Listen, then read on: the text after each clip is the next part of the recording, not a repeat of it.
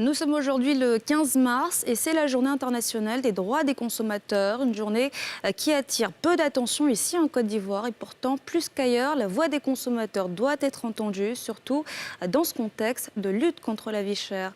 Brice Niawa, Harouna Zebar. Depuis 1983, chaque 15 mars, le monde entier célèbre les droits des consommateurs. Et la Côte d'Ivoire aussi.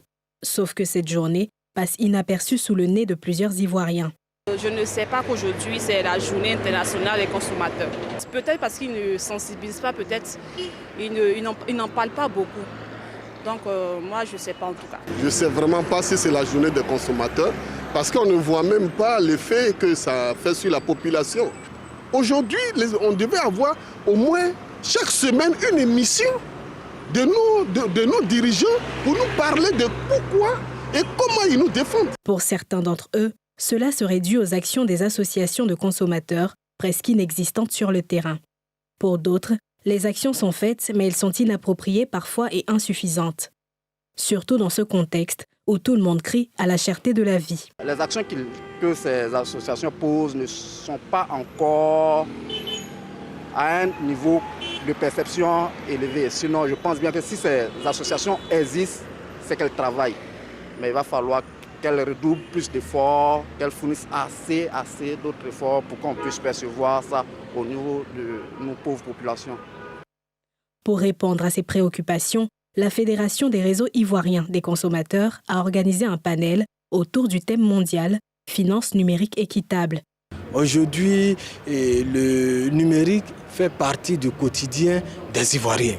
Donc il fallait vraiment qu'à cette célébration, les consommateurs, en plus d'être instruits sur leurs droits et devoirs, mais partagent certaines réalités vraiment avec ces structures-là, puisque ces structures-là font partie du quotidien de ces consommateurs-là et de permettre à ces consommateurs-là de poser leurs préoccupations pour que ces populations-là aient des réponses exactes. C'est juste informer, juste sensibiliser, aussi bien sur les droits des consommateurs que sur leurs obligations.